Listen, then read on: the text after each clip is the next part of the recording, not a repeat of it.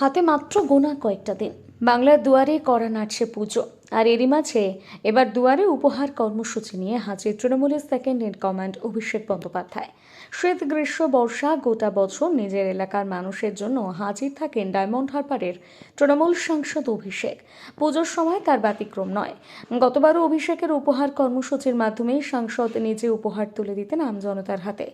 এবারে সেই প্রক্রিয়ায় সামান্য বদল আনা হয়েছে। প্রতিবারের মতন এবারও পুজোর আগেই এলাকাবাসীর কাছে উপহার স্বরূপ নতুন বস্ত্র পৌঁছে দিতে উদ্যোগী অভিষেক।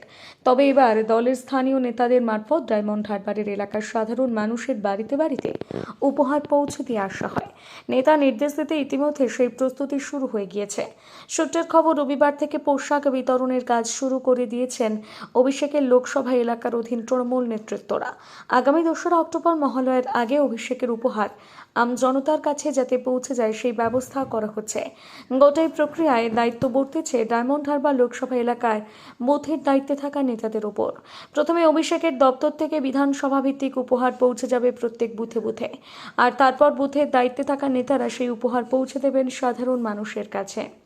গতবার অভিষেক নিজে দাঁড়িয়ে থেকে সকলের হাতে উপহার তুলে দিয়েছিলেন, তাহলে এবার পদ্ধতিতে বদল কেন? এই বিষয়ে স্থানীয় এক তৃণমূল নেতা বলেন, এবারের সাংসদ হওয়ার পর আমতলার দলীয় কার্যালয়ে ভোটারদের ধন্যবাদ জানাতে বৈঠক করেছিলেন অভিষেক।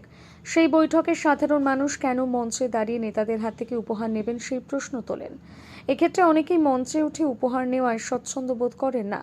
আবার অনেক সময় নেতারা উপহার দেওয়ার মুহূর্তের ছবি তুলে তা সোশ্যাল মিডিয়ায় দিয়ে দেন, যা সাধারণ মানুষের ভালো নাও লাগতে পারে। তাই সমস্ত দিক বিবেচনা করে এবারে বাড়ি বাড়ি গিয়ে উপহার পৌঁছে দেওয়ার সিদ্ধান্ত অভিষেকের। প্রসঙ্গত 2024 লোকসভা নির্বাচনে ডায়মন্ড হারবারে 7 লক্ষেরও বেশি জয়লাভ করে রেকর্ড করেছে তৃণমূল সেনাপতি অভিষেক বন্দ্যোপাধ্যায়।